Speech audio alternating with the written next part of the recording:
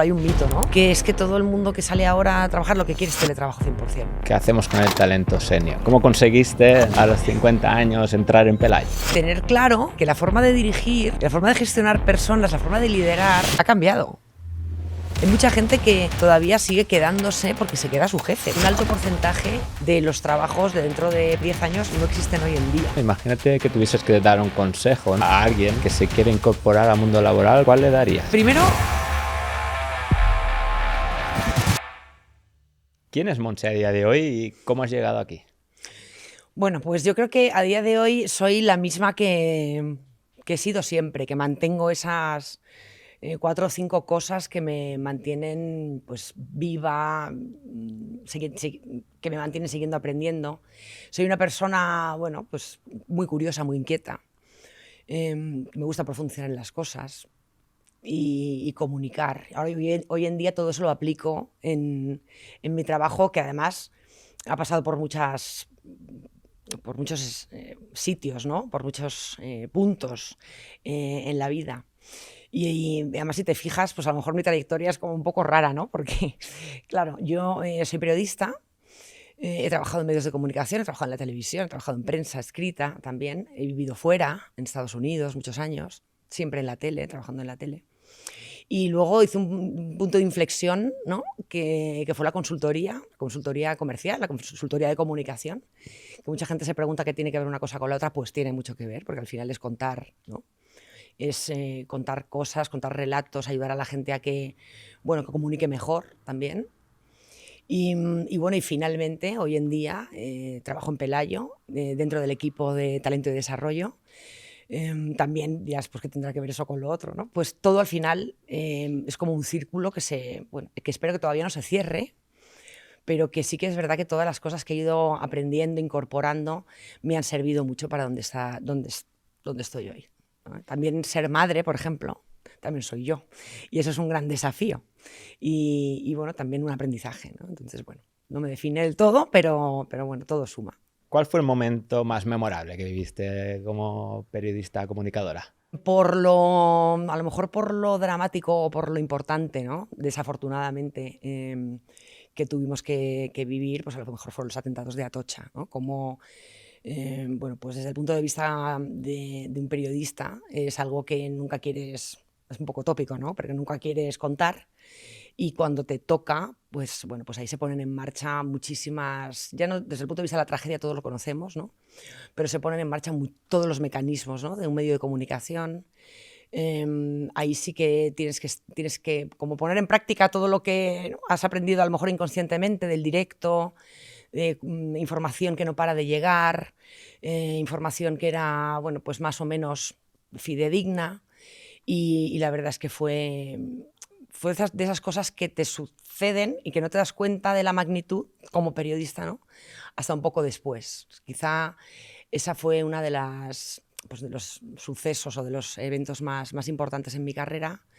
Y luego hay otro que es un poco más anecdótico, y es cuando vivía en Estados Unidos, cuando trabajaba allí en un medio de comunicación, pues de repente Gorbachov, que en ese momento, bueno, ahora ya no, hay gente que a lo mejor no le conoce, pero en ese momento pues estaba totalmente en la actualidad, porque acaba de pasar la perestroika y todo eso, pues pasaba por allí para hacer un congreso, no tenía nada que ver, y entonces me enteré y de potra, pues le pude entrevistar, sin preparar ni nada, le pillé ahí en el hotel y le entrevisté. Así, o sea, cosas que haces cuando eres un poquito inconsciente, que también hay que tener un punto, yo creo, de inconsciencia, ¿no?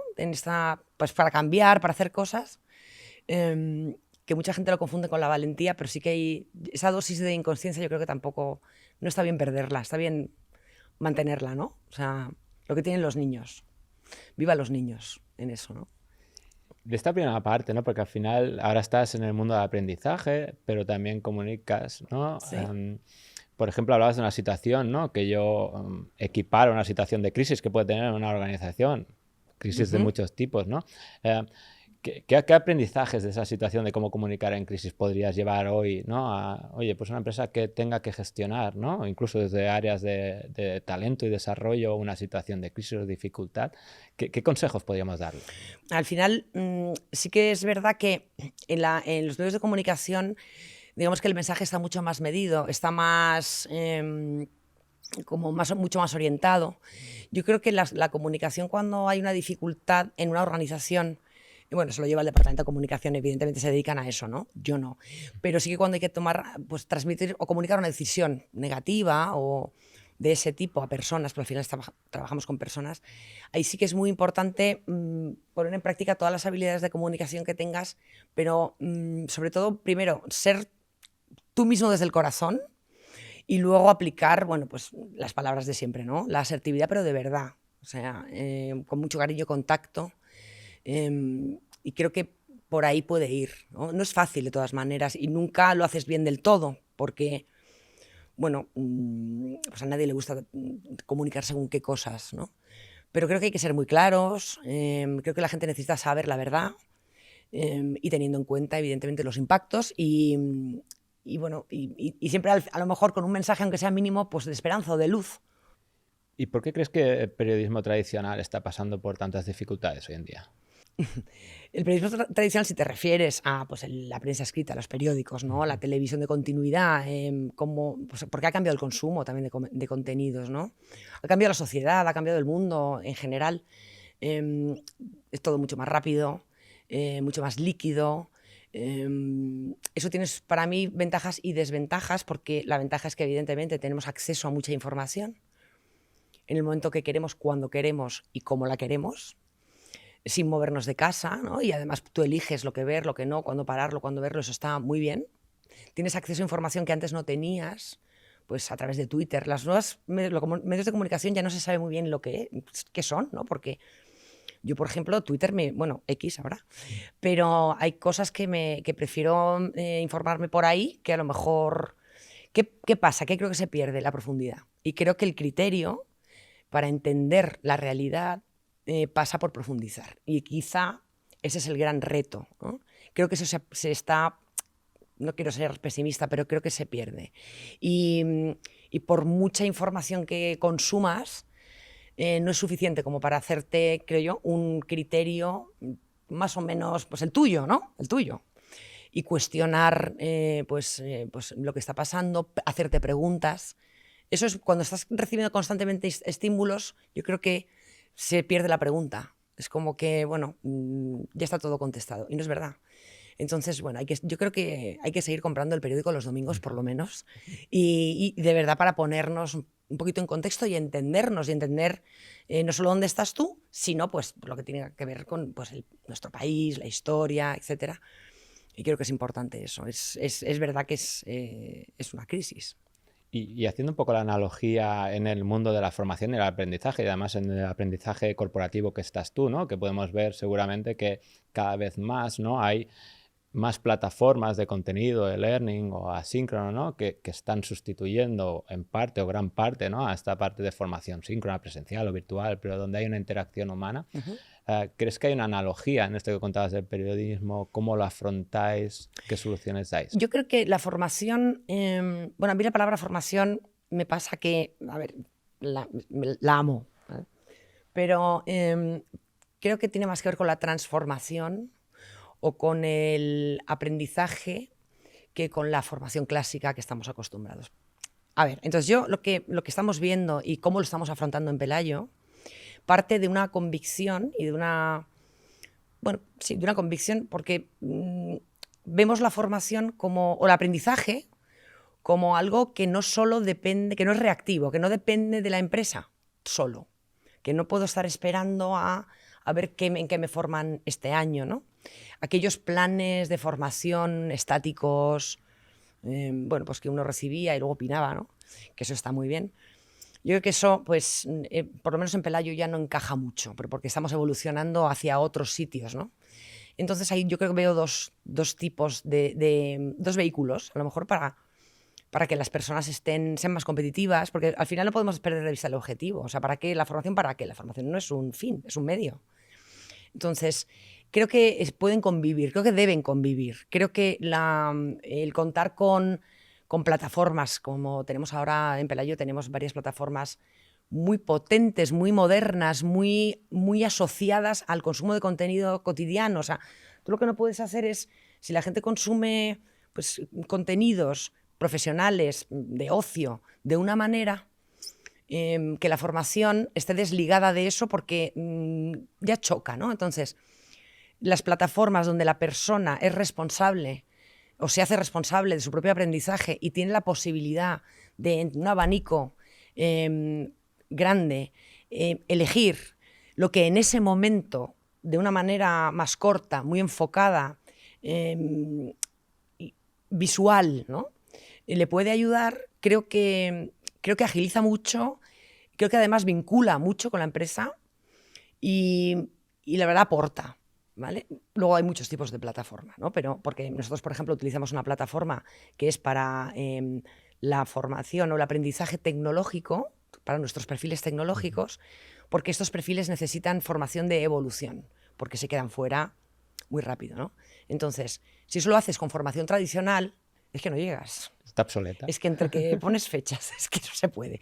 Entonces, bueno, pues tenemos ese tipo de plataformas, pues para que no sé ni cómo se llaman, pero bueno, para tecnologías nuevas, todo lo que tiene que ver con bueno, pues el Big Data, los datos, el Machine Learning, todas estas cosas que suenan un poco a chino, pero que tienen que estar en constante evolución. Entonces, ahí sí. Igual que ciertos refuerzos, lo digo así, de habilidades. Pero creo, y eso está muy bien, pero ojo, no nos despistemos, porque nosotros también creemos, y personalmente yo también, ¿no? Por supuesto, en que sí que hay formaciones o entrenamientos, talleres, vamos a llamarlo como queramos, que sí necesitan ser presenciales. Presencial digo, incluso virtual, remoto, pero presencial. Y esa formación debe ser la más estratégica, la de más valor. No solo ya es la formación, sino cómo la montas, todo lo que hay alrededor. No para que la gente lo vea como un regalo, pero sí como una inversión que la empresa, en este caso Pelayo, está haciendo para que seas más grande en tu puesto, para que tengas posibilidades de seguir creciendo, aquí o en otro sitio. Y para, al final, es un vehículo también, creo que es el vehículo para transmitir de una manera muy clara, muy nuestra, por ejemplo, los valores de la compañía, ¿no? Yo creo que eso tiene que ser presencial y siempre en colaboración con partners con los que tengas mucha confianza, porque al final lo tienen que ver como suyo, pero también está bien que alguien de fuera les abra los ojos, ¿no? Y esa interacción de ese tipo de, pues de actos de aprendizaje, vamos a llamarlo así, ¿no? Sí que se aprovechan mucho más porque no solo se genera sinergia con él o la formadora, sino entre los compañeros, y ahí pues se generan cosas, una energía y un aprendizaje muy común, del que, bueno, pues eso para mí es muy valioso. ¿Cómo hacéis para medir, ¿no? o garantizar que hay una transferencia real de aprendizaje, ¿sí? Y que impacta pues, en el negocio, etcétera? Las áreas de formación y desarrollo, talento y desarrollo, como es nuestro caso, tienen una misión, que es, primero, siempre ir muy de la mano de negocio para conocer sus necesidades formativas, para conocer las expectativas de los diferentes colectivos, para marcar también las líneas estratégicas que a lo mejor vienen, pues en nuestro caso, los 3 valores, ¿no? de Pelayo, que son agilidad, cercanía y compromiso, y que eso se traduzca en comportamientos. Entonces nosotros tenemos una misión, que es de la mejor manera posible poner a servicio de la gente, de nuestra gente, ¿no? Pues esas herramientas formativas o de aprendizaje. Una vez que esto ocurre, la transferencia al puesto de todo tipo de formación, ya sea comercial, ya sea tecnológica, sea de habilidades directivas, la medición, como es tan cualitativo, eso que entiendo que ya el testigo pasa a el management, que tiene que ser el garante de que, por eso tiene que ir muy en línea, o sea, no puede ir separado, ¿no? Lo que es la formación de negocio, o sea, de la empresa, que muchas veces lo parece, ¿no?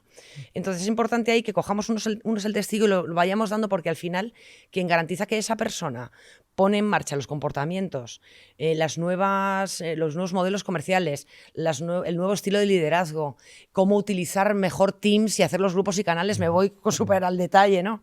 Ya no es formación, ya no es el partner, ya es las personas que gestionan a esas personas que también tienen ese rol, ¿no? Bueno, pues es que es lo suyo. Y hablando de personas, ¿no? Al final, uno de los trending topics hoy en día es qué hacemos con el talento senior, ¿no? Entonces, ¿cómo conseguiste, ¿no?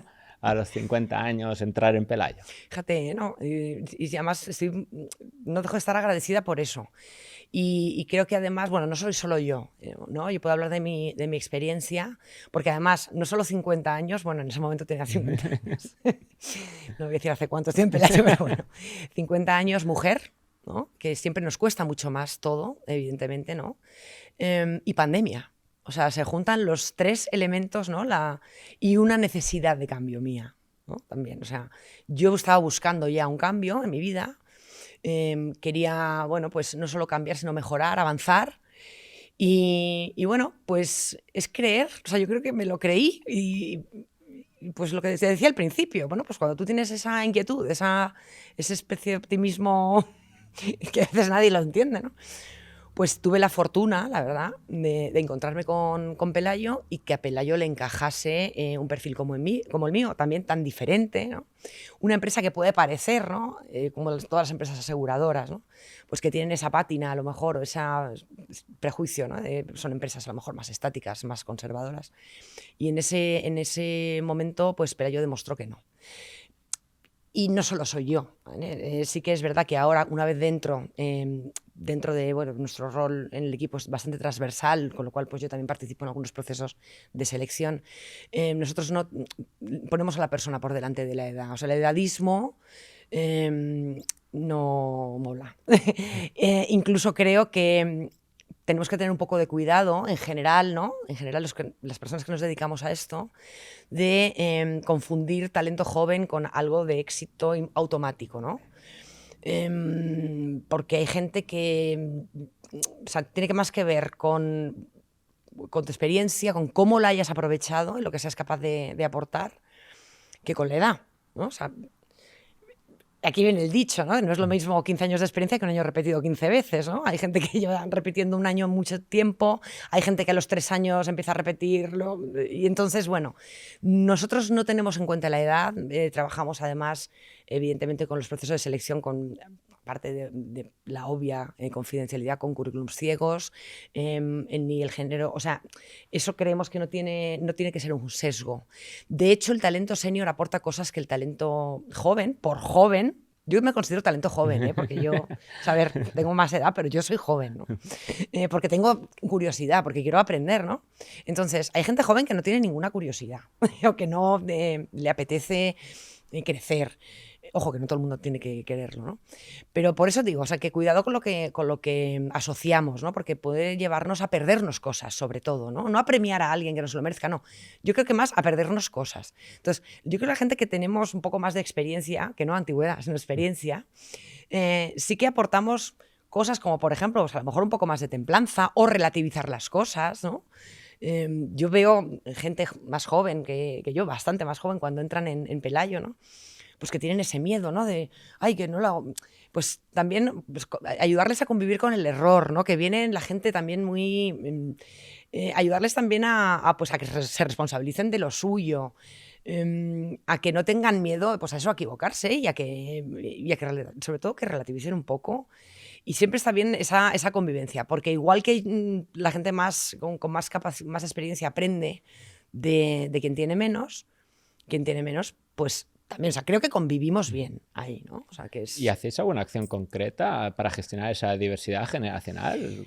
La verdad es que acciones concretas como tal, regladas, no así. Lo que sí tenemos es... hemos tenido varios procesos de coaching con personas más veteranas en la organización. Se hace de una manera muy informal. Promovemos mucho dentro de nuestro modelo de liderazgo Acerco, que como te comentaba, parte de nuestros valores. Ese modelo de liderazgo sí lo hemos hecho, que es uno de los, creo que, grandes éxitos, ¿no? O claves de por qué luego se implanta de una manera tan ordenada y tan homogénea, porque lo hemos hecho nosotros. Sí que esas personas que impulsan el liderazgo y que son gente un poquito más senior, pues tienen conversaciones con personas cuando entran, se generan esos espacios no de una manera muy reglada, sino de una manera un poquito más informal, porque tiene que formar parte de la cultura, no tiene que ser algo establecido, o por lo menos no lo hemos hecho así hasta ahora. Y observáis cambios, ¿no? Antes hablábamos de la diversidad generacional, ¿no? ¿Observáis cambios en la gente que se incorpora hoy joven? ¿Qué es lo que le pide a la empresa respecto a gente quizá de nuestra edad? Pues mira, yo creo que en eso también hay un poco de mitos. ¿Sabes? A ver, sí que es verdad que puede haber un denominador común, y es que las personas, bueno, pues que me imagino que te refieres a personas que son más junior, ¿vale?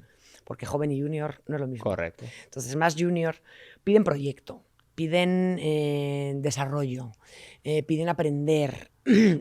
Son perfiles, te digo, dentro de lo que es una compañía de seguros, nosotros tenemos perfiles que antes no eran tan críticos y ahora sí lo son, que son los perfiles que comentábamos antes, tecnológicos. ¿Por qué? Porque Pelayo está evolucionando tecnológicamente. Porque al final, ¿por qué? Porque el cliente ¿no? también se maneja de otra manera, ¿no? Y tenemos que estar ahí. Estos perfiles nos piden proyecto, nos piden acompañamiento también, y nos piden conciliación. Pero paradójicamente, y aunque parezca mentira, no es verdad que, por ejemplo, hay un mito, ¿no? Que es que todo el mundo que sale ahora a trabajar lo que quiere es teletrabajo 100%. Pues no estoy tan seguro. Bueno, no es que no esté tan segura, es que en nuestra experiencia no es así. O sea, muchas veces es al contrario. Son personas que a lo mejor han hecho prácticas en alguna empresa o que han trabajado, llevan 1 o 2 años en el mundo laboral y que han empezado su andadura profesional teletrabajando. Claro, entonces, en las entrevistas de selección no podemos dar por hecho que eso es así. Pero ¿cuándo voy a ir? ¿Pero puedo ir? ¿Pero voy a conocer a...? ¿no? Entonces, mira qué bien, ¿no? Porque al final es como lo que decíamos antes, dar por hecho una serie de cosas que no son. O sea, lo que piden es tiempo para ellos o ellas para seguir desarrollándose. Es gente que también aprende fuera del trabajo. O hay gente que le da mucha importancia a su vida personal, sea lo que sea. No nos importa, no nos interesa, ¿no? Y eso está muy bien, porque también los mayores aprenden a que, pero tampoco es tan importante la presencialidad, ¿no? Y también ellos van rompiendo cosas. Hay que romper cosas también, ¿no? Y eso lo hace también la gente más junior. Pero sí que diría que a lo mejor el denominador común es eso, es proyecto y es aprender y es desarrollo. Además tienen muy claro lo que quieren aprender. ¿Qué creencia popular desafías totalmente de vuestra organización o sector?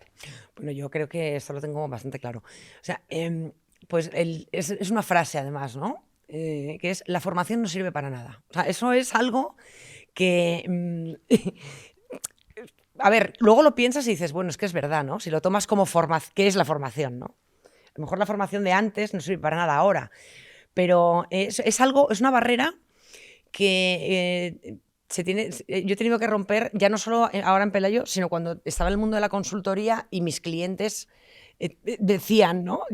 Yo vendía formación y me decían, es que eso no sirve para nada. Entonces, al final, en vez de también empeñarte en romper esa barrera y negarlo, tienes que ver el por qué. La gente tiene a lo mejor ese rechazo, esa primera barrera que no deja de ser un sesgo y que a veces tienen toda la razón, ¿no? Porque a lo mejor han recibido formación que no estaba adecuada, que no estaba o que no ha sido adoptada por la gente. Entonces, yo más que formación le llamaría aprendizaje. Y el aprendizaje sí sirve para muchas cosas. Entonces, también nosotros tenemos que darle la vuelta a eso. O sea, no solo intentar colar ahí, ¿no? Y parte también un poco del lenguaje, porque el lenguaje al final es el que monta la realidad, ¿no? Entonces, vamos a empezar a utilizar otro tipo de lenguaje, creo, ¿no? Eso rompe una lanza. Y palabras como pasa en la sociedad, ¿no? O sea, como pasa en un comercial, pues no digas oferta, ¿no? Que no vende. Entonces vamos a quitar eso, aunque es verdad. Pero creo que el lenguaje tiene que ver también con lo que es hoy en día. Estamos hablando más de aprendizaje, más de avance, más de desarrollo, más de hacer tu puesto grande, más de herramienta, de cómo lo hago, ¿no? De qué es lo que me ayuda en este momento, algo mucho más práctico, que nos ayuda a surfear este momento que ya no es puntual, sino que forma parte ya de la dinámica de la vida y de la sociedad, que ya no es todo estanco, sino que o te coges la tabla y a ver por dónde te viene la ola, y eso es aprendizaje. Eso no tiene tanto que ver con la formación tradicional, poniendo como que en su momento ha tenido, ¿no? Y durante muchos años ha tenido su encaje, pero yo sí creo que sirve desde ese punto de vista. ¿qué papel tiene la educación, ¿no? en estos sesgos, ¿no? Porque muchas veces nosotros que también nos dedicamos al mundo de la formación, ¿no? Como vamos a una organización nos dicen, claro, pues es que yo estoy harto de ir a formaciones de las cuales no recuerdo absolutamente nada, ¿sí? No solo en la organización, sino a nivel, todos pensemos, ¿no? Cuánto tiempo hemos dedicado en formarnos, ¿no? En recibir conocimientos que olvidamos absolutamente, ¿no? Totalmente. Hay formación que sí tiene que ser formación como más rigurosa. Formación en producto, por ejemplo. Es que es la formación en producto, tú te lo tienes que saber, ¿no? Formación en normativa, formación en solvencia. Hay ciertos tipos de formación, es como el carnet de conducir. No vamos aquí, jajajiji, no vamos a aprender. No, es que tú tienes que si no matas a alguien, puedes tener un problema, ¿no? Pues pasa lo mismo, ¿no? Dentro del sector asegurador hay mucha regulación, es un sector, como sabes, y afortunadamente pues muy regulado, y exige ciertas formaciones que son no solo obligatorias para poder trabajar a todos nuestros equipos, ¿no? Comerciales y de servicios corporativos. Y esa formación tiene que ser así. Eso es así.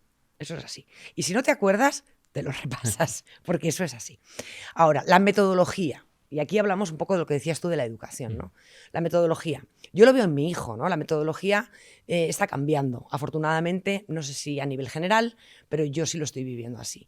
Ahora, tú sí te acuerdas de cuando has hecho un proyecto con tus compañeros. Tú sí te acuerdas y a lo mejor sin darte cuenta, entre comillas, pues te estás aprendiendo la España musulmana, ¿no? Pero lo estás aprendiendo desde otro sitio y con otra metodología.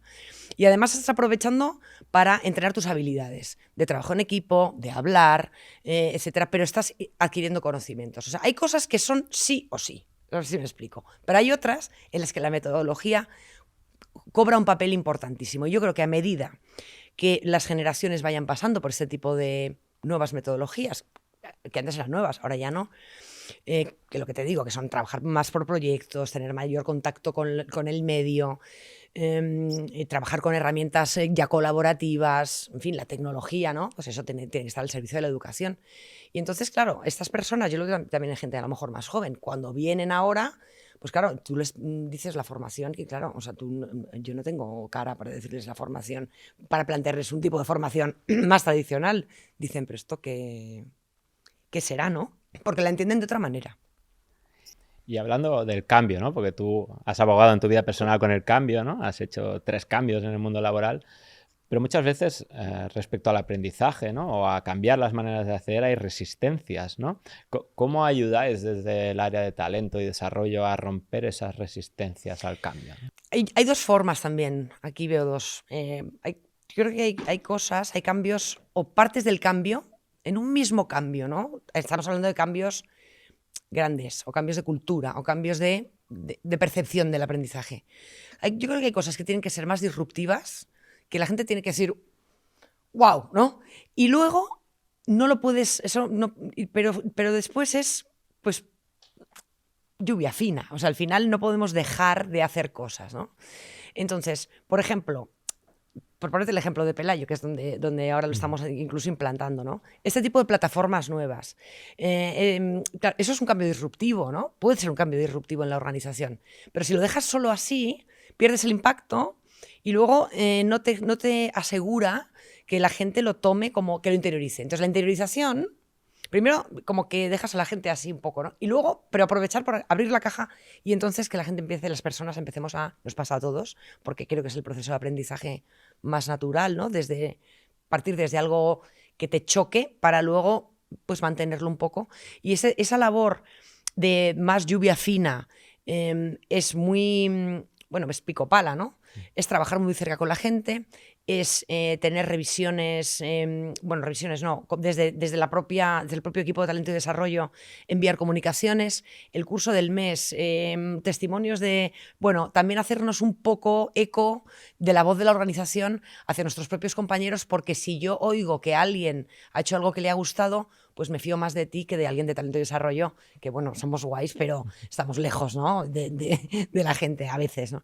Entonces sí que es una labor de, pues eso, de no dejar, sin ser fiscalizadores ni controlar, pero sí de animar, hacer una labor muy de push ahí, ¿no? Es como una campaña de marketing al final, ¿no? Es vender, y luego entender muy bien, escuchar muy bien a la gente, o sea, escuchar si eso está funcionando o no, qué es lo que más está funcionando, qué tenemos que quitar. Bueno, un poco también trabajar en agilidad sobre la marcha y sobre todo que la gente se acostumbre mucho a darnos feedback, ¿no? También pedimos mucho feedback, gracias Forms, ¿no? Gracias, porque es muy fácil, ¿no? Y la gente y no es nada agresivo. Entonces, bueno, pues vamos recogiendo la voz de la gente y a partir de ahí, pues vamos trabajando, ¿no? Para que la gente, pues, se quite el miedo de entrar en la plataforma, ¿no? Y que eso es más... Pero bueno, lo vamos consiguiendo. Quiero creer que lo vamos consiguiendo y luego también con mucha ilusión. O sea, yo creo que tienes que creer también en eso, ¿no? Que tienes que ver a la gente haciéndolo, ¿no? Visualizar lo bueno que es, ¿no? Todo esto. Y yo creo que eso también se transmite. ¿Cómo crees que afectará la inteligencia artificial tanto a la parte de formación, desarrollo, ¿no? Aprendizaje, como a la parte de trabajo de vuestros empleados? Es que todo lo que diga va a ser un tópico, porque estamos en o sea, es el momentazo, ¿no? de la inteligencia artificial. Tiene muchas aplicaciones. Directamente, yo creo que en cualquier trabajo, porque tú puedes tener una respuesta inmediata, ya más orientada, que no es buscar en Google. Bueno, estamos viendo ahora la incorporación de Copilot, ¿no? En Teams, que nos ayuda muchísimo. Yo creo que en el día a día te puede ayuda mucho. Desde el punto de vista formativo también, porque partiendo de la base de lo que hemos comentado antes, que la formación ya no es solo un acto formativo, sino que forma parte del aprendizaje de tu día a día, pues las dudas, profundizar, buscar, matizar, si se sabe utilizar bien, yo creo que todavía le queda a la inteligencia artificial para entendernos, para entrenarla, ¿no? A la máquina, creo que le queda un poco, ¿no? Que hay que afinar y que nunca va a ser igual porque no va a tener emociones, ¿no? Porque si no estaríamos mal todos. Pero sí que es un complemento que hay que adoptar de manera ordenada, incorporarla también, pues como hemos incorporado muchas otras herramientas que hoy en día sería absolutamente impensable. Pero te digo, vamos, que soy un poco mayor, pero el GPS, o sea, yo creo que el otro día no me acuerdo dónde fui y dije, pero no hubiera llegado, ¿no?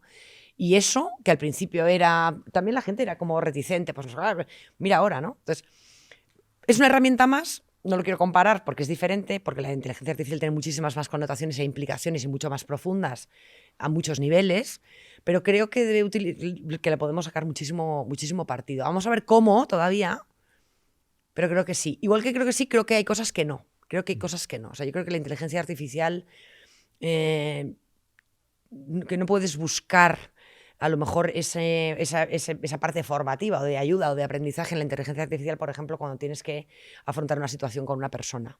Que eso tienes que currártelo más. O sea, eso tiene que ver con forjar tu carácter directivo, ¿no? Más que tirar de la... Bueno, en un momento dado así de apuro, pero no confundir, no suplantarlo, ¿no? De alguna manera. Y tomando en cuenta, ¿no? Comentas en qué sí que nos va a ayudar, ¿no? Y qué deberemos adoptar de la inteligencia artificial, ¿no? La parte de habilidades, ¿no? Estas soft skills, ¿cuáles crees que van a ser más relevantes que vais a tener que desarrollar o capacitar a la gente en paralelo a la irrupción de la IA? El otro día estuve en una conferencia o en un congreso, estos pues, corporativos, que iba mucha gente, y había una persona que experta en inteligencia artificial que me dejó, vamos, bastante perpleja, ¿no? Y por mucho que lo escuches, es que me sigo impresionando. Y a ver si lo digo bien. Y es básicamente que un alto porcentaje de los trabajos de dentro de, pero no tanto, de a lo mejor de 10 años, no existen hoy en día. O sea, es que no existen hoy en día. No es que ya el tuyo no, sino que no existen hoy en día. Entonces yo creo que una de las competencias, partiendo de ahí, ¿no? Y de todo, de cómo va tan deprisa en general todo, creo que una de las competencias que más hay que trabajar, que más tenemos, y me incluyo, a todo el mundo, ¿no? Es la capacidad, pues eso, la flexibilidad, la adaptabilidad, pero constante. Y tener la capacidad de, bueno, vivir en la incertidumbre, que es muy incómodo. Ojo. es que es muy incómodo. Entonces, no sé cómo es tampoco, ¿no? Yo también estoy muy incómoda cuando, en ciertos momentos, pero creo que es una de las competencias que más hay que trabajar. Esa, y luego también creo que hay que trabajar, hay que seguir trabajando las competencias que tienen más que ver con la persona, con lo humano, pues, con el trato con la gente, tratar bien a la gente, ¿no? O sea, no, pues eso, no sé si es una competencia, pero como ser buena persona, si se pudiera trabajar eso, ¿no? Que a veces nos perdemos y vamos mucho a la técnica y vamos mucho a la gestión de equipos, un número 1, hacer plan de acción, el número 3, pedir la persona, ¿no? Creo que si las empresas se diferencian mucho por eso también. Y eso es debería ser una competencia, ¿no? O sea, que al final El ser humano, yo creo que sí, el ¿no? ser persona. Ser persona, ¿No? ¿no? O sea, sí, ¿no? Recuperar un poco el niño, ¿no? Ese que tienes dentro, todos lo tenemos. Ser amable, ser honesto, honesta, coherente y tratar con cuidado, ¿no? O sea, cuidar a la gente, no desde el punto de vista de cuidado, ¿no? Pero como lo entendemos tradicionalmente, pero sí cuidar. Y creo que eso es algo que tenemos que trabajar, no porque no lo seamos, ¿no? Pero que no lo podemos perder de vista. ¿Crees que vamos hacia una sociedad más mediocre? Quiero pensar que no. Bueno, teníamos que definir qué es mediocridad. Pero bueno, sin profundizar mucho en eso, que todo el mundo bueno, más o menos sabemos a lo que nos referimos, yo quiero pensar que no. Quiero pensar que, igual que ha habido grandes cambios en la humanidad, que aparentemente iban ¿no? a volvernos todos como, iban a idiotizarnos, no ha sido así. No ha sido así para nada, ¿no? Por ejemplo, pues uno de los cambios más recientes, pues el email, ¿no? La gente, las cartas, Dios mío, ¿no? Por ejemplo, ¿no? O la prensa, los medios de comunicación, ¿no? Quiero pensar que no. Quiero pensar que hay una responsabilidad de los agentes, ¿no? Las personas que estamos educando. No solo, yo no soy educadora, pero sí soy madre. Entonces, también la responsabilidad, ¿no? que tenemos, quienes tenemos hijos, por ejemplo, sobrinos, amigos, la responsabilidad común de la comunidad, ¿no? de nuestro entorno, en el trabajo. No tiene por qué. Yo confío mucho en en la humanidad, tengo mucha esperanza y creo que tiene que ser al contrario. Yo creo que las herramientas nos tienen que servir para ser más excelentes, para, pues, como te decía antes, ¿no? Para dar lo mejor de uno mismo, ¿no?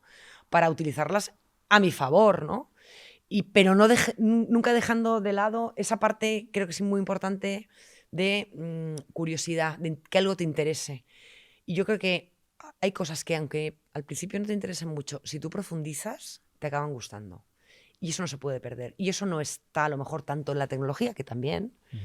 Está en los libros, está en las conversaciones con personas que a lo mejor piensen distinto que tú, tengan otro punto de vista, conversaciones largas, así como estamos hablando tú y yo, en esos ratos, en esos espacios que tenemos que darnos, ¿no? Porque yo creo que ahí está la riqueza del aprendizaje real más humano, ¿no? Que el otro también, pero no deja de ser una herramienta. Entonces, hay cosas que son insustituibles. Entonces, creo que que la mediocridad se salva por lo otro más. Dar tiempo, ¿no? a la sociedad de la inmediatez, ¿no? Efectivamente, Quizás. hay que buscarlo, hay que buscarlo. Entonces, y partiendo de ahí, Óscar, te digo la verdad, o sea, lo que yo siento, ¿no? Muchas veces es una excusa. Es que va todo tan rápido que no. O sea, tú tienes tiempo, realmente, si lo buscas, lo tienes, ¿no? Si buscas tiempo, vas al gimnasio. Si buscas tiempo, tienes una cita y ligas. Si tienes tiempo, puedes ir al cine. En fin, hay que buscarlo. El tiempo es muy líquido, pero es muy democrático. O sea, todo el mundo lo puede utilizar un poco, ¿no? Hay ratos. Y hay ratos de calidad. Lo que pasa es que tenemos que forzarlos. Nos cuesta mucho a todos, ¿no? Dejar el móvil, dejar de interactuar con una red social. Hay que forzarlo, pero por eso yo creo que tenemos que no perder ese punto de consciencia y de presente, ¿no? Ya nos estamos metiendo un poco ahí, pero creo que sí. A raíz de la pandemia, ¿no? Y del teletrabajo, de modelos de trabajo flexible, hay nuevas maneras de trabajar, ¿no? ¿Cómo lo estáis afrontando con Pelayo? ¿Cuáles son los cambios que habéis visto y cómo estáis dando respuesta desde el área de personas a esos cambios, ¿no? Bueno, mira, en Pelayo llevamos ya trabajando en este sentido desde pandemia. Es decir, durante la pandemia Pelayo acometió una transformación, un cambio, una adaptación en un tiempo récord, que fue remotizar a un colectivo muy grande, que es el Contact Center, remotizarlo, un colectivo que no estaba en ese momento remotizado, y hacerlo pues 100% remoto. Esto ya fue un cambio, esto ya fue un paso. Y a partir de ahí, trabajar en un modelo híbrido, que en este momento está en marcha, y evolucionarlo hacia un modelo. Porque claro, cuando las cosas pasan una vez, tú tomas una decisión. Cuando ya se queda está aquí para quedarse, ¿no? Pues lo tienes que modelizar, porque es algo que es constante, ¿no? Pues vamos a modelizarlo. En este momento estamos llevando a cabo, implantando un modelo de trabajo sostenible que no solo consiste en más o menos días de teletrabajo, o más o menos flexibilidad, que también horaria de entrada y salida en las oficinas, sino que no podemos perder el foco. ¿Cuál es el objetivo al final? Bueno, pues el objetivo es que las personas den el máximo de sí mismas en un entorno que se ha demostrado, porque hemos hecho un piloto, por supuesto, ¿no? No se hace las cosas así a lo loco, ¿no? Que se ha demostrado que la productividad, bueno, pues sigue funcionando la gente perfectamente, igual que lo hacía antes, ¿no? Que además se concilia mucho más con la vida personal, que venimos de pandemia, donde ya nos hemos acostumbrado a eso, ¿no? Que no es algo nuevo, donde ya se manejan las herramientas colaborativas de una manera sostenible, y con todas las implicaciones que tiene, desde el punto de vista de cambios, incluso pues, en las oficinas, de puestos calientes, cambia todo el modelo, ¿no? Entonces, Pelayo lo está haciendo ahora porque es ahora cuando estamos preparados como empresa para acometer este proyecto, que es un gran desafío. Pero estas cosas que estamos haciendo, o que hemos hecho de pues acompañar, ¿no? Esas nuevas formas de vivir de la gente, porque al final es lo que estamos haciendo, sí que ha impactado mucho en el clima laboral, por ejemplo, ¿no? Y de ahí, pues que estemos consideradas o reconocidas como una de las mejores empresas para trabajar, no solo de España, sino de Europa, es una parte, pero sí que demuestra un poco lo que la gente valora, ¿no? Entonces, si estamos viendo que las personas valoran que la empresa se anticipe, que las organizaciones se anticipen, que es importantísimo, ¿no? A este tipo de situaciones, a estos nuevos modelos de vida sociales, de aprendizaje, pues si además tienes un modelo donde los valores se ven en comportamientos cuando estoy tomándome un café contigo, que no lo ponen las pegatinas, con todos mis respetos, pero que no está la oficina llena de vinilos y luego no, ¿dónde estaban esos valores? ¿No? Que incluso dices, no, sino que lo ves que ha calado, ¿no? En los comportamientos de cómo gestiona la gente, de cómo se comunica, pues todo eso al final tiene un impacto, y tiene un impacto muy positivo y un reto para mantenerse ahí, ¿no? Entonces, una responsabilidad. ¿Cómo consideras que podríamos romper con esa cultura de presencialidad que todavía, ¿no? en estamento sigue costando, ¿no? El presencialidad versus productividad, ¿no? A ver, yo ahí creo que hay cosas que inevitablemente son top-bottom, como se dicen los modernos, ¿no? O sea, creo que eso tiene que partir de las direcciones de las empresas, ¿no? Hablo en general, ¿vale? En Pelayo no es así, o sea, porque sí que va muy, muy alineado, ¿no? Pero sí que es verdad que sí que en otras compañías, o a lo mejor nosotros también vamos lentos, no lo sé, pero sí que tiene que partir de la convicción y de la aplicación, o sea, que lo hagan, no que lo digan, que lo hagan, ¿no? Que no queden gente en los despachos de los jefes, que se vayan, ¿no? O sea, que hay que hacerlo, no hay que decirlo, porque entonces, claro, hay mucha gente que todavía sigue quedándose porque se queda su jefe. Y bueno, a ver, que no pasa nada, pero no es hacia donde creo que queremos ir, ¿no? Y creo que es un mensaje que, como muchos otros, porque la estrategia, es que creo que es algo estratégico en este momento, porque es que mueve mucho la organización. Entonces eso yo creo que sí que la organización, como está viva las organizaciones, yo les llamo casi personas, ¿no? Pues tienen su personalidad, tienen su vida propia. Sí que es verdad que cuando la gente ya empezamos pues estos modelos, hace mucho, quiebran muchas resistencias. Antes era impensable en empresas, ¿no? A lo mejor de sectores bancarios o más, ¿no? Un poquito más tradicionales, impensable que estuviéramos aquí, ¿no? Y se están consiguiendo. Y estamos consiguiendo entre todos también directivos que ellos mismos seguramente, ¿no? O ellas han tenido que romper esa propia creencia suya personal, ¿no? Pues es duro también, ¿no? Porque claro, tu trabajo es ese, ¿no? Acostumbrarse a eso, ¿no? Que también hay gente que a lo mejor puede confundir ir a un sitio con trabajar, ¿no? ¿No? Tal Estar cual. no es trabajar, ¿no? O sea, claro. En la antítesis de la presencialidad también hay un concepto que se denomina la paranoia de la productividad, Sí, ¿no? Que sí, es, sí. claro, gente que está acostumbrada a medir tu productividad por estar ahí conmigo, ¿no? De Eso esos es. empleados que hemos roto y estés rompiendo esos trabajos de modelo híbridos o incluso 100% remoto, ¿no? ¿Cómo acompañamos, ¿no? A este sentimiento de, como no lo tengo ahí, que es la paranoia por la productividad, no sé lo que está haciendo? ¿Cómo estáis acompañando, Pero es ¿no? que yo creo que además eso forma parte de tener claro o de ser muy consciente de que la forma de dirigir, la forma de gestionar personas, la forma de liderar ha cambiado. Ha cambiado, ¿no? Entonces, bueno, nosotros a través de programas formativos, como el que estamos haciendo con vosotros, de liderazgo híbrido, al final de lo que se trata es de que la persona, el manager, ¿no? De alguna manera, tiene que entender y ser muy consciente de que lo que servía antes ya no sirve. Y tiene que entender que menos control y más confianza. O sea, la confianza también pasa a ser clave. Em, es confianza y colaboración, yo creo, ¿no? Entonces, el líder de antes, que era más, bueno, pues tenía más fácil, ¿no? A lo mejor, pero tampoco valía siempre. O sea, por mucho que controles a alguien, tampoco va a trabajar más, ¿no? Pero se regía a lo mejor por ciertos parámetros o paradigmas o, sí, paradigmas o formas de hacer que hoy en día no valen. Pero no valen ni para él o ella, ni para la persona que está en casa, porque efectivamente el que está en casa siempre piensa, uy, van a creer que trabajo menos.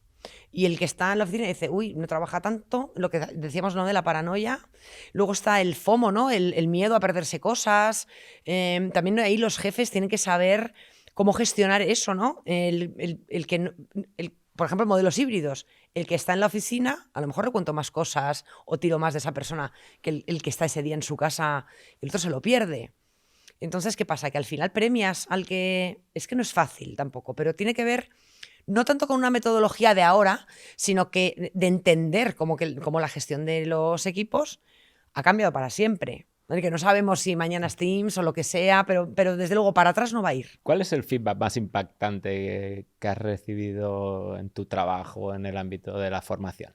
Durante mi época en consultoría, hicimos un proyecto muy grande con una multinacional, bueno, una multinacional energética, de alguna manera, sí, de energía, el sector de la energía, donde el desafío era, no por ser breve, era menos difícil, ¿vale? Que era pues cambiar ciertos comportamientos, ya no actitudes, sino ciertos comportamientos de diferente, pues a lo mejor de cientos de puntos, de las personas que estaban en cientos de puntos de venta, tú imagínate, ¿no?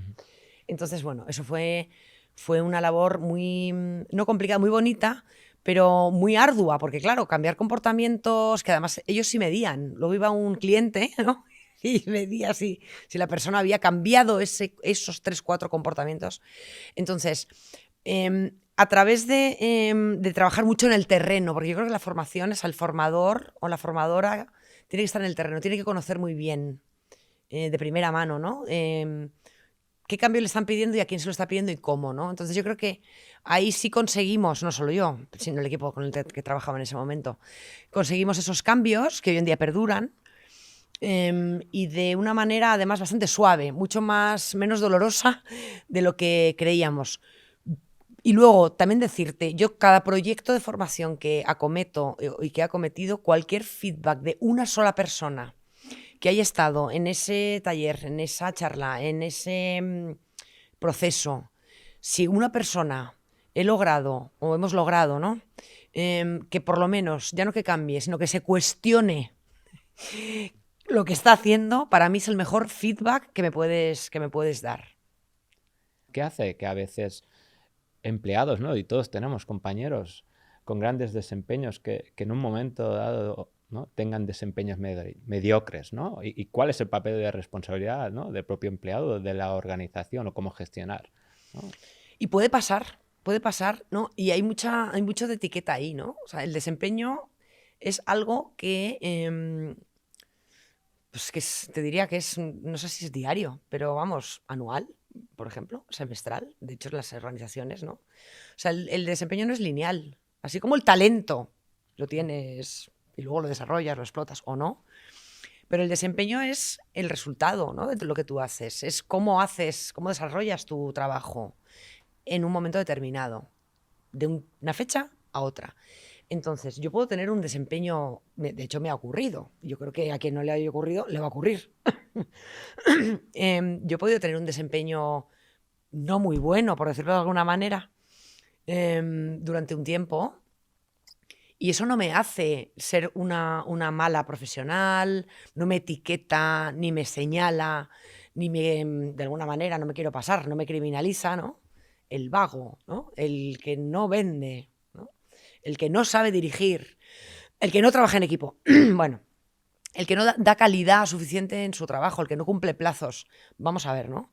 Vamos a analizarlo, porque no podemos tomárnoslo a la ligera. Entonces yo diría, primero, uno, diferenciar bien lo que es el desempeño y segundo, tener en cuenta las causas. El efecto es el desempeño es un efecto, pero vamos a ver cuáles son las causas. Y las causas pueden ser muchas. Pueden ser la propia dificultad de hacer el trabajo, que tengas una temporada mala en tu vida personal o profesional, la relación que tienes con tus compañeros, con tu jefe, a lo mejor no estás en el puesto en el que tienes que estar, a lo mejor tu perfil no está adecuado al puesto, a lo mejor tu manager no ha sabido ver o direccionarte o corregirte o darte un feedback, no quiero decir negativo, pero constructivo y de corrección en el momento adecuado. Vamos a ver, ¿no? A lo mejor tú tampoco estás deseosa o deseoso de hacer eso porque no te gusta, pero eres rehén porque tienes que trabajar para salvar una situación familiar complicada. Vamos a analizarlo, ¿no? Vamos a ir un poco a las causas. Entonces, yo creo que responsabilidad, más que responsabilidad, hay que buscar la causa y luego ver dónde está la solución y si la hay, porque a veces la solución es... O sea, si no cambias, puedes cambiar a tu jefe, ni tú cambia de sitio, ¿no? No lo sé. Eso sería el máximo, ¿no? Pero bueno, ojo, que no es tan sencillo. Pero sí que es verdad que no se puede utilizar, no lo podemos utilizar como algo que señale ni que marque a nadie. Me gusta mucho el concepto de desempeño situacional, ¿no? O temporal, Es ¿no? temporal. Es temporal. Claro. Sí, sí. ¿Y cómo, y hablando de la temporalidad, ¿no? Imagínate que tuvieses que dar un consejo, ¿no? A alguien, a un joven que acaba de estudiar, ¿no? Y que se quiere incorporar al mundo laboral, ¿cuál le darías? Le diría varias cosas. Primero, no sé si por este orden, pero hay una cosa que yo creo que sí me gustaría que me lo hubieran dicho a mí, sobre todo. Yo no sé si esto vale para todo el mundo, pero a mí sí. Que en general no se tome las cosas demasiado en serio. O sea, que ni su trabajo, pero eso no quiere decir que no lo haga bien, sino que, bueno, pues relativice. El trabajo es el trabajo, al final, y podemos ser muy buenos en nuestro trabajo, pero no tenemos que sufrir. Porque no es lo único que... Esto no lo ves cuando eres joven, ¿no? Así como diría eso, también, pues a lo mejor le diría que profundizara en algo. O sea, porque hoy en día están difíciles despistas. Entonces, profundizar en algo que a lo mejor, insisto, no tiene, se habla mucho de la pasión, ¿no? Por la pasión. Y claro, la gente que a lo mejor no tiene mucha pasión dice, entonces yo que no sirvo, ¿no? O sea, ni tengo pasión, talento ando justo y no tengo ni idea de yo he empezado aquí. Claro, es que a lo mejor es que hay mucha gente así, ¿no? Entonces, yo creo que no podemos apelar tanto a sigue tu pasión. Dice que a lo mejor mi pasión es hacer macramé y no tiene nada que ver con este trabajo que me han dado, ¿no? Pero sí profundizar en algo que aparentemente a lo mejor no es tan interesante, pero que, bueno, como que le cueste poco esfuerzo hacer, que es el talento, ¿no? Y sobre todo, si tiene la fortuna de emplear su talento en su trabajo, eso es lo mejor del mundo, porque cuesta muy poco esfuerzo. O sea, tú cuando haces algo y empleas tu talento, empleas el 2% de tu cerebro, cuando no, el 98%, y eso es agotador. Y eso lo vas viendo. No siempre es desde pequeño, no siempre lo descubres cuando toca, no siempre tu trabajo está muy alineado. No siempre tu trabajo, aunque emplees talento, siempre empleas talento. Hay cosas que hay que hacer que nos gustan menos y a lo mejor eso es el 70% de las cosas, pero sobre todo, o sea, que profundice, que no se lo tome muy en serio y tercero, importantísimo, que trate bien a la gente. Me parece que es fundamental. O sea, vamos un poco con lo de antes, ¿no? Esos, no lo quiero llamar valores, pero sí esa forma de estar en el mundo, que es cuida a tus compañeros, echa una mano, no sueltes los brazos, no sueltes el remo, comprométete. Cuando algo no te guste, levanta la mano, contacto, dilo. Y bueno, aporta y también busca que te aporten a ti, ¿no? O sea, creo que el trabajo ocupa mucho tiempo en nuestra vida y entonces tenemos que estar bien, ¿no? O sea, y eso, cuidarnos. O sea, hay gente que dice, yo en mi trabajo no he venido a hacer amigos. Oye, pues yo espero que sí, ¿no? O sea, yo tengo grandes amigos y amigas de mi vida profesional porque es que hemos pasado y hemos compartido muchas cosas. Cosas muy buenas, cosas peores. Normalmente no pasan nunca muchas cosas así muy críticas, ¿no? Pero al final... Joder, pues, oye, yo creo que de los trabajos lo que más te llevas son las relaciones. Entonces, pues por eso, cuídalas. Y no hay nada irreversible, tú lo has visto. Y el cambio, ¿no? Y das la vuelta y das la vuelta. Yo tenía un amigo que decía, la vida es muy corta, pero da mucho tiempo para enredar. Y es verdad. Tú dices, ay, se va a acabar. ¿Qué va? Te da tiempo ir, volver, girar por aquí, irte por allá. No pasa nada, absolutamente nada. ¿Hay algo que no te haya preguntado, que te hubiese gustado que te preguntase? Pues no, la verdad, incluso ha habido preguntas que me han sorprendido. Así que muchísimas gracias. Gracias a ti, Montse.